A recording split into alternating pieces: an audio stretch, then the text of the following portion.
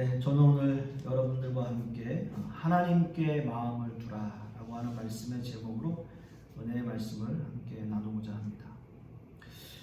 오늘 우리가 함께 읽은 본문, 이 데살로니가 전서, 이 말씀은 바울이 데살로니가 교회에게 보낸 첫 번째 편지입니다.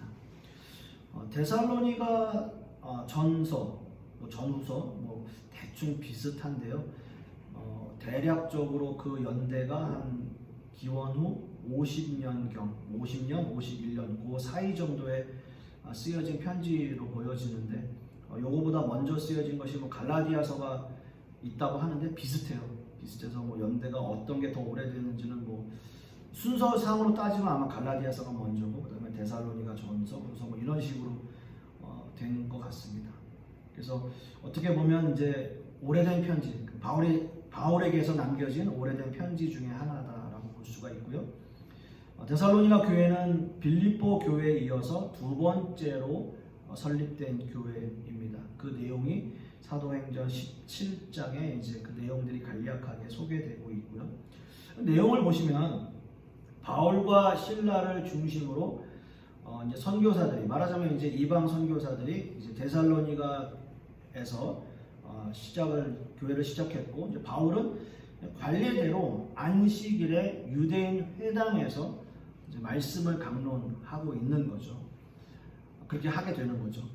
당연히 바울이 전한 그 당시의 말씀 강론은 뭐겠어요? 구약 성경을 배경으로 하고 있는 말씀들입니다.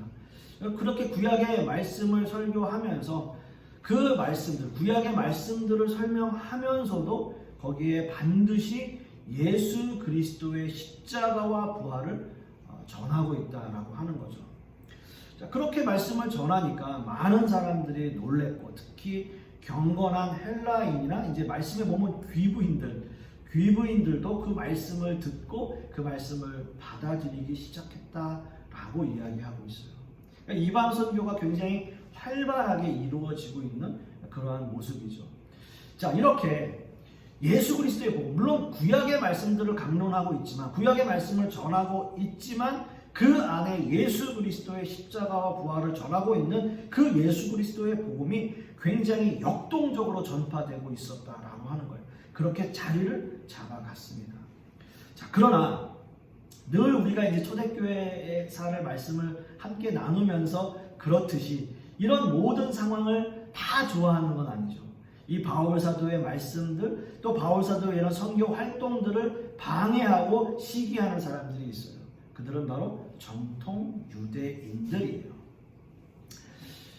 어찌됐든 그때 상황이, 그 데살로니가에서 말씀을 전하고 있는 그 상황이 굉장히 좋지 않게 인식이 되어졌고요. 굉장한 위험에 처해 있는 바울과 실라는 어느 날 밤에 데살로니가를 빠져나오게 됩니다. 그리고 바울은 데살로니가에 다시 가고 싶었지만 상황은 그렇게 녹록지 않았어요. 여의치 않았어요. 그래서 디모데를, 자기의 아들처럼 생각하는 디모데를 대신 보냅니다. 그리고 나서 이 데살로니가 교회의 소식을 디모데에게서 전해 들어요. 그리고 바울은 그 소식을 전해 듣고 편지를 씁니다. 그게 바로 오늘 우리가 함께 말씀을 읽은 데살로니가 전서예요. 자, 여러분 한번 생각해 보세요. 자신이 개척한 교회이지만 가보고 싶어도 갈 수 없는 그러한 상황 속에 있는 그 바울 사도, 그 바울 사도의 모습, 이 편지를 쓰던 당시의 바울 사도의 그 마음, 그 심정은 과연 어떤 마음과 어떤 심정이었을까요? 그것을 대변하는 단어가 오늘 본문에 나와요. 바로 7절 말씀을 우리가 함께 보시면 7절 말씀 이렇게 기록합니다. 우리는 그리스도의 사도로서 마땅히 권위를 주장할 수 있으나 도리어 너희 가운데서 유순한 자가 되어 유모가 자기 자녀를 기름과 같이 하였으니 라고 이야기합니다. 자, 이 마음을 대변하는 단어, 바울 사도의 마음을 대변하는 단어가 뭘까요? 바로 유모예요. 유모의 심정으로, 유모의 심정으로라고 하는 이 단어입니다. 어떤 의미에서는 그 유모가 자기의 자녀를 기르는 것 같이, 얼마나 그 사랑으로 얼마나 그 정말 측은한 마음으로 자기의 자녀들을 기르는 그 유모의 심정으로 내가 너희들을 지금 보고 있다. 바라보고 있다. 그런 마음이다. 자, 그럼에도 불구하고 이 본문에서 바울 사도는 당연히 사도의 직분으로 말할 수 있었어요. 오늘 본문에서도처럼 권위를 주장할 수 있었어요. 사도로서의 권위를 주장할 수 있었어요. 사도에게는 권위가 있고요. 복음을 선포할 수 있었고요. 교회를 치리할 수 있었고요. 리더십을 보장받는 위치에 있는 사도, 바로 그 직분을 가지고 있었어요. 그러나 그럼에도 불구하고 그 권위와 그 사도의 직분을 내세울 수 있었음에도 불구하고 데살로니가 교회에 편지를 쓰는 이 바울 사도는 그 모든 권위를 다 내려놓고 어떤 심정으로요? 유모의 심정으로 너희에게 다가가고 있다. 그런 말을 해요. 유모는 자기 스스로 살아갈 수 없는 어린 아이들을 돌보는 사람입니다. 어떻게 보면 단순히 돌보는 게 아니라 어머니와 같은, 부모와 같은 심정으로 그 입장에서 그 아이를 돌보는 거예요. 지난 수요일날 제가 함께 우리가 말씀을 나누었을 때 그 아달랴의 손에 죽을 수밖에 없었던 그 요아스를 살려놓은 그 고모, 그러니까 유모의 그 내용이 거기에 있었잖아요. 여러분 한번 생각해 보세요. 성전에서 6년을 숨어 지낸다는 거 가능할까요? 성전은요, 어찌됐든 그 안에 숨어 있다고 하더라도 6년이라는 시간 동안 한 번도 들키지 않고 거기에 숨어 있을 수 있다라고 하는 것은 그 유모가 얼마나 이 요아스를 정말 지극정성으로 보살피고 숨겨두었을까. 한번 생각해 보세요. 그 어린아이가 6살 될 때까지 숨어 있는다는 게 울 수도 있고요. 뭐 칭얼거릴 수도 있고요. 또 한 5살, 6살 정도 되면 뭐 미운 3살 정도 되면 막 뭐 뛰어다닐 수도 있고요. 여러 가지 상황들 우리가 볼 수 있잖아요. 근데 그 유모가 어떻게 그 요아스를 숨겼을까? 어떻게 보살폈을까? 6년 동안. 그리고 결국 7년째 왕이 되잖아요. 결국 왕이 되잖아요. 그 유모의 심정. 지금 바울 사도가 하는 말씀이 바로 그 말씀이에요. 유모의 심정으로 데살로니가 신자들에게 너희들에게 나는 그 복음뿐만이 아니라 목숨까지도 너희들에게 주고 싶다.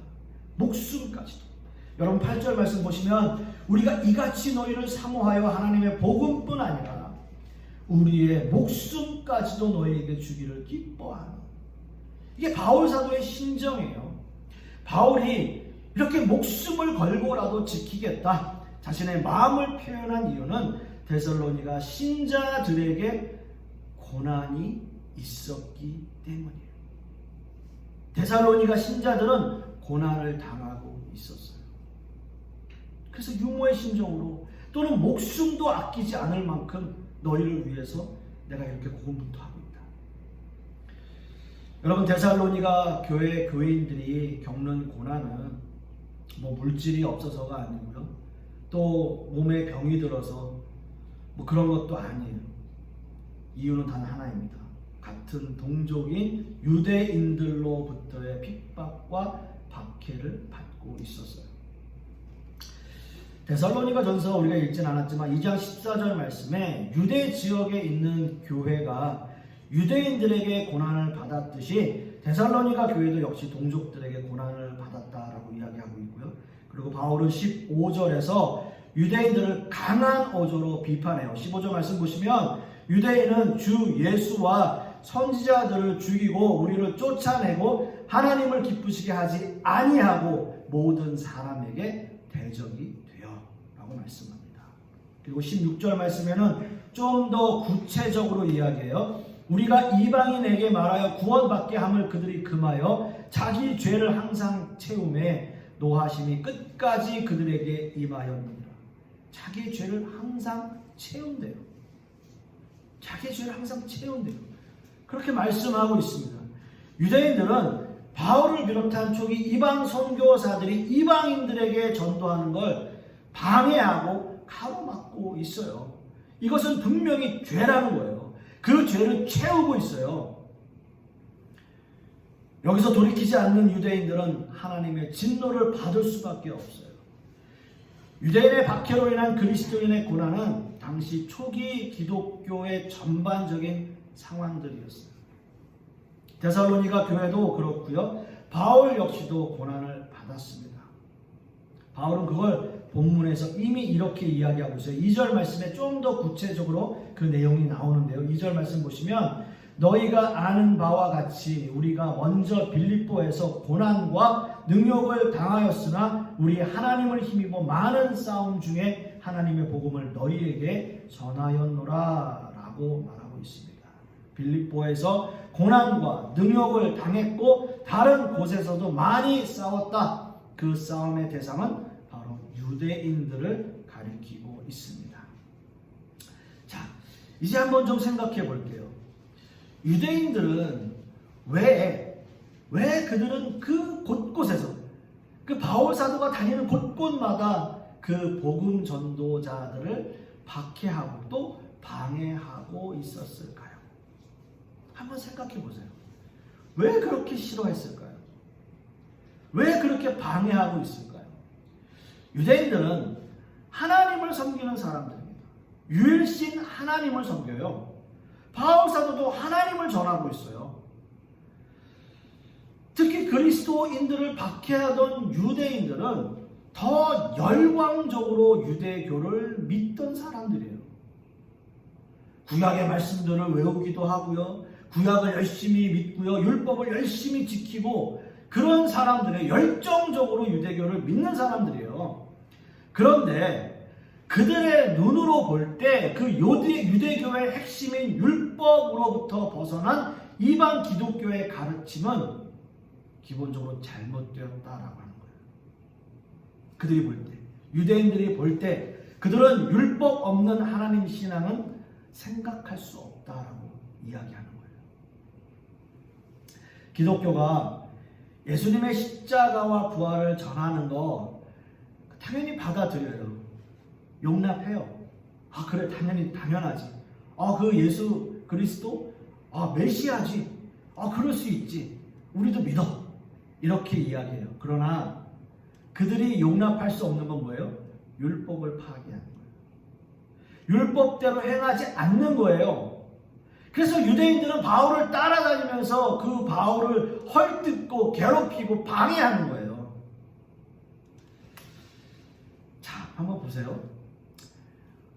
이런 일은 거의 그 열정적인 유대인들에게는 거의 자기네 정말 직업처럼 그렇게 하고 다니는 거예요. 그리고 이 사람들은요, 유랑 설교자들이에요. 그러니까 데살로니가 교회에 와서도 바울의 어떤 그런 말씀 선포와 바울이 전하는 복음에 대해서 문제를 삼고 있고 그들이 주장하고 있는 그런 내용들은 다 어떻게 보면 유랑 설교자들이 하는 거예요. 유랑 설교자들은 누구냐? 바울과 경쟁 관계 또는 대립 관계에 있는 사람들이에요. 자, 그런데 여러분 오해하지 마세요. 데살로니가 교회나 바울이 개척한 교회들에 와서 설교하는 유랑 설교자들은 누가 보내는 사람들이냐? 예루살렘 총회나 이런 데서 보내는 사람들이에요. 지금으로 이야기한다면 총회에서 담임 목사나 누가 사임해서 교회에 이제 없잖아요, 담임 목사가. 그러면 총회에서 이제 목사님들을 파송하잖아요. 그런 사람들이 와서 설교하잖아요. 당연하잖아요. 그럴 수밖에 없잖아요. 네? 뭐 이상한 사람 데려다가 설교할 수는 없잖아요. 그런 상황들이에요. 바울은 그런 상황들 속에서 데살로니가 교회가 흔들리지 않을까 염려할 수밖에 없었어요. 좀 이상하잖아요, 여러분. 한번 생각해 보세요. 교회에 바울 사도가 개척한 교회들의 총회에서 보낸 유랑 설교자들이 설교를 하는데 물론 자기야랑 좀 대립된다고 해서 교회가 막 흔들리고 그렇게 되나? 이런 생각들 할 수 있잖아요. 자, 바울은 우선 자신이 하나님으로부터 복음을 위탁받았다라는 이야기를 해요. 위탁받았다. 그러니까 여러분들이 혼란스러워 할 수도 있는데, 유랑 설교자들이 물론 바울과 대립되는 설교를 하고는 있지만 그 당시의 상황으로 봤을 때는 그 사람들이 말하는 것이, 그 사람들이 전하는 것이 전혀 이상한 것이 아니었다라고 하는 것을 여러분들에게 미리 말씀을 드리는 거예요. 자, 그러면 바울 사도는 어떻게 생각했을까라는 걸 우리가 한번 생각해 봐야 되잖아요. 자, 바울은 이런 말을 해요. 하나님으로부터 내가 말씀을 위탁받았다라는 말씀을 해요. 자, 4절 말씀 한번 보세요. 4절 말씀 보시면, 오직 하나님께 옳게 여기심을 입어 복음을 위탁받았으니 우리가 이와 같이 말함은 사람을 기쁘게 하려 함이 아니요 오직 우리 마음을 감찰하시는 하나님을 기쁘시게 하려 함이라 라고 이야기를 해요. 자, 우리가 이 말씀을 들었을 때 전혀 이상하지 않죠. 그죠? 바울 사도가 하나님께 말씀을 위탁받았다. 그렇지. 당연하지. 우리는 그렇게 생각을 해요. 자, 근데 이 말은 자신의 설교 자격이 유대교회 총회 본부인 예루살렘 성전이나 어떤 교권의 행사를 자칭했던 대제사장들, 아니면 그때 당시에 고위급 인사들로부터 이 교권을, 이 말씀 선포에 대한 자격을 부여받은 것이 아니라는 뜻이잖아요. 그렇잖아요? 그렇잖아요. 그러니까 여러분 생각해 보세요. 지금 이 시대에도 말씀을 선포하려면 어떻게 해야 돼요? 교단에서 운영하는 신학교, 제대로 된 신학교를 졸업하고 강도사를 거쳐서, 전도사를 거쳐서, 강도사를 거쳐서 그 교단에서 목사고시를 보고 목사 안수를 받아야 말씀 선포를 할 수 있잖아요. 근데 어떤 사람이 이런 거 다 무시하고 나는 하나님으로부터 직접 계시를 받았습니다 라는 이야기를 하고 말씀을 선포한다면 그럼 그 사람은 어떤 사람이에요? 사이비, 이단, 교주라고 생각하잖아요.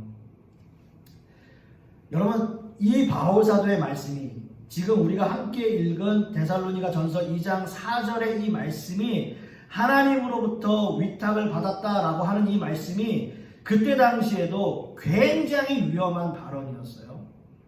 그리고 문제의 소지가 될 만한 충분한 조건이 그 안에 있었어요. 그건 뭐냐면 유대교의 권위를 절대 인정하지 않겠다라고 하는 거고, 하나님의 명령을 나는 직접 받고 있다라고 하는 선포예요. 그런 선포예요. 말씀을 제가 드렸듯이 지금 이 시대에 그런 사람이 있다면 우리는 당연히 그 사람에 대해서 그건 안 됩니다, 그건 이단일 수 있습니다 라고 이야기할 수밖에 없어요. 바울 사도는 지금 너무나 위험해 보이는 발언을 하고 있는 거예요. 사실 바울은 유대 고위급이나 이런 사람들만이 아니라 예수님의 제자들과도 사실 별로 그렇게 사이가 좋은 건 아니었어요. 그건 뭐냐면 사도권 때문이에요. 사도권. 우리가 말씀을 보면서 항상 바울 사도의 사도권에 대해서 말씀을 나눌 때 보면 그런 말씀을 드리는 거예요. 그러니까 바울은 내가 사도다, 사도다, 사도다 라고 이야기하는 거예요. 왜냐? 그거에 대한 열등감이 있었어요. 열등감을 느끼고 있었어요. 왜냐하면 사도라고 하는 것은 예수님이 살아 계실 때 예수님과 함께한 사람들만이 사도일 수밖에 없어요. 그 사람들만이 사도. 근데 바울 사도는 예수님이 살아 계실 때 한 번도 예수님을 만나본 적이 없어요. 말하자면 사도의 자격이 없어요. 그런데도 바울은 자신이 예수 그리스도의 사도라고 자칭했던 거예요. 사도들은 이방 선교에 소극적이었던 반면에 바울은 굉장히 적극적이었고요. 특히 율법과 할례를 이방인 그리스도인들에게도 지켜야 한다라고 사도들은 이야기했지만 바울은 입장이 달랐어요. 바울은 결국 유대교뿐만이 아니라 그 당시에 어떻게 보면 유대인 기독교인들에게도 어떤 의미에서는 배척을 당하는 그러한 상황들 속에 있었어요. 바울의 입장이 굉장히 어려운 상황들 속에 있었다는 거예요. 복음 사역을 하나님으로부터 위탁받았다는 이 바울의 주장, 그걸 어떻게 증명할 수 있겠어요? 바울이 지금 이렇게 이야기하고 있잖아요. 나는 하나님으로부터 이 말씀을 위탁받았습니다 라고 이야기하고 있는 이것을 어떻게 증명할 수 있겠냐라는 거예요. 어떻게 보면 그때 당시에 이러한 상황들을 증명하기는 쉽지 않았을 거예요. 근데 보세요.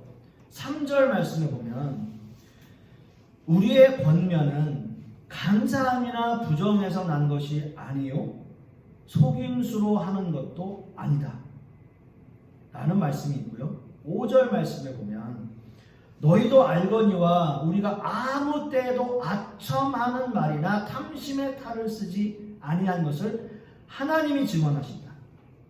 6절 말씀 보면 우리는 너희에게서든지 다른 이에게서든지 사람에게서는 영광을 구하지 않는다 라는 말을 덧붙여요.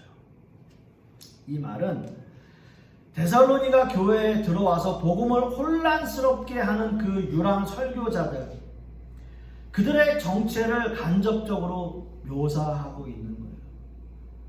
그럼 이것을 거꾸로 이야기하면 어떤 의미가 됩니까? 그들은 늘 간사함이나 부정이나 속임수로 이야기를 해요. 늘 아첨하는 말이나 탐심의 탈을 쓰고 이야기하는 것이 유랑 설교자들이에요. 하나님께 영광을 구하는 것이 아니라 사람들에게 영광을 구하고 그들에게서 어떻게든 인정받으려고 하는 것이 바로 이 유랑 설교자들의 모습이라는 거예요. 그리고 청중들은 그런 말을 듣기 좋아한다는 거예요.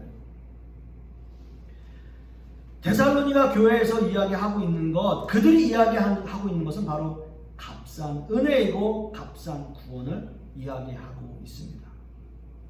그들의 삶은 여전히 변하지 않아요. 변하지 않으려고 노력해요. 늘 세속적이고 종교는 무늬만 있어요. 겉으로는 믿는다라고 이야기하는 것처럼 보이지만 속으로는 그렇지 않아요. 탐심을 가지고 설교하는 목회자들은 하나님을 두려워하지 않아요. 그리고 언제든지 물질에 대한 대가를 받으려고 늘 애써요. 사람에게 영광을 구해야 되니까 사람들에게 환호를 받고 인정받아야 된다라고 생각하는 거예요. 그게 그들의 결과물이에요. 그들의 결과물. 어떤 의미에서 아첨과 탐심이 교회를 지배하고 있었어요. 늘 그런 식의 설교를 그들은 해왔고 그것이 잘하고 있다라고 이야기하는 거예요. 자, 그런데 바울은 어땠다고요? 아첨이나 탐심의 탈을 쓰지 않았다고요. 그거를 하나님께서 증언해 주셨다고요. 자, 이것이 언제쯤 인정받았을까요? 바울 사도의 이런 모습이 언제쯤 인정받았을까요? 아마도 그가 이런 편지를 쓰고 그의 어떤 사후에 그에게서 일어나는 어떤 신앙의 결과물들로 인정이 되었을 거예요. 그때 당시에 바울이 결국 순교할 수밖에 없는 상황에 이르렀다라고 하는 것은 바울이 살아생전에 이 모든 것들이 인정되지 않았다는 거 아니에요. 인정됐으면 그가 순교했겠어요? 죽였잖아요, 그를 결국은. 그러니까 그의 사후생애 이후에, 그가 죽음 이후에 그의 어떤 신앙의 열매들과 결과물들로 인해서 그가 아첨하지 않고 탐심의 탈을 쓰지 않았다는 것이 인정되었던 거예요. 그의 삶을 통해서 인정되었다는 거죠. 여러분 4절 말씀을 다시 한번 보시면 오직 하나님께 옳게 여기심을 입어 하나님께 옳게 여기심을 입어 복음을 위탁받았다. 이렇게 이야기하는 거예요. 하나님께서 인정해 주셨다. 하나님께서 받아주셨다.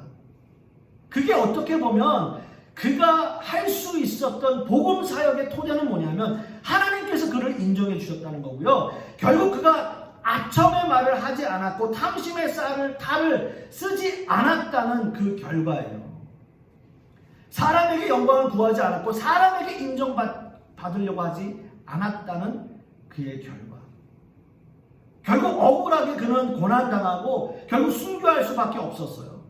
그러나 그는 복음을 끝까지 바르게 전했어요. 그 결과들이에요.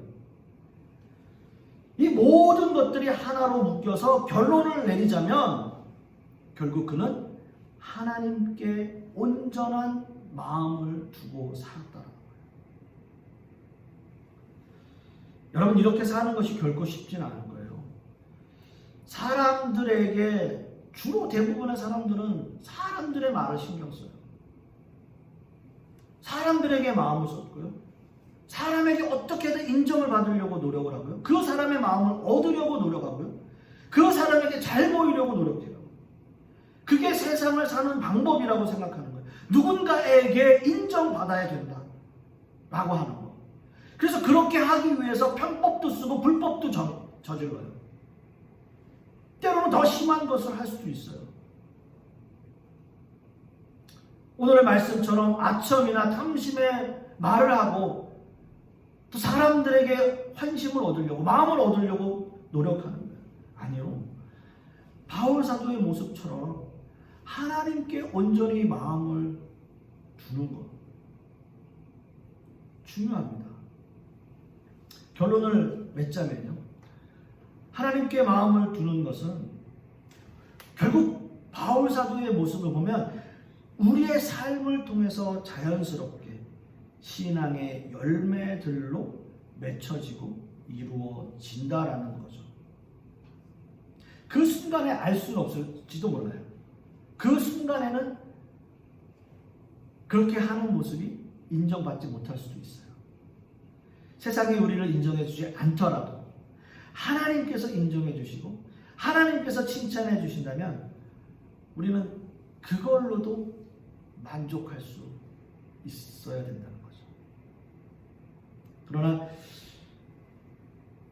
너무나 안타까운 것은 우리는 아직 고난과 핍박과 박해와 오해와 의심이 가득한 이 세상, 이 현실을 살아가고 있다는 사실이에요. 간절히 소망하기는 이런 세상을 우리가 이겨내고 또 승리하고 뚫고 나갈 수 있는 영적인 힘을 얻게 해달라고 간절히 기도하시는 저와 여러분들이 되실 수 있기를, 그래서 하나님께 온전히 마음을 두는 저와 여러분 되실 수 있기를 간절히 소망하겠습니다. 기도하겠습니다. 아버지 하나님, 참 감사합니다. 오늘 말씀을 통해서 이 바울 사도의 모습과 그의 마음이, 그 데살로니가 교회를 향한 그의 마음이 얼마나 하나님의 은혜가 사무치고 얼마나 하나님의 사랑의 마음으로 그들에게 말씀을 전하고 있는지를 우리가 바울 사도의 그 마음을 조금이나마 이해해보고 생각해보려 합니다. 하나님, 우리와 함께하여 주시옵소서. 우리는 비록 세상을 힘들고 어려운 세상들을 살아가고 있지만 이러한 상황들 속에서도 하나님께 인정받고 하나님의 뜻대로 살아가는, 그래서 온전히 하나님께 마음을 두는 우리 모든 성도님들 되게 하여 주시옵소서. 이번 한 주간도 그런 마음가짐을 가지고 살아가는 우리 모든 성도님들 되게 하여 주시옵소서. 이 모든 말씀 우리 주 예수 그리스도의 이름으로 기도하옵고, 이제는 우리 주 예수 그리스도의 은혜와 아버지 하나님의 극진하신 사랑과 성령님의 내주 교통하심이 오늘 말씀을 통해서 비록 우리가 힘들고 어려운 세상을 살아가고 있지만 우리가 이 모든 것들을 이겨낼 영적인 힘을 주실 하나님을 믿고 의지하는 우리 모든 하나님의 백성들 머리 위에, 그 자녀들 위에, 그 사업과 직장 위에, 그리고 우리 풍요로운 교회 위에 이제부터 영원토록 함께 있을지어다. 아멘.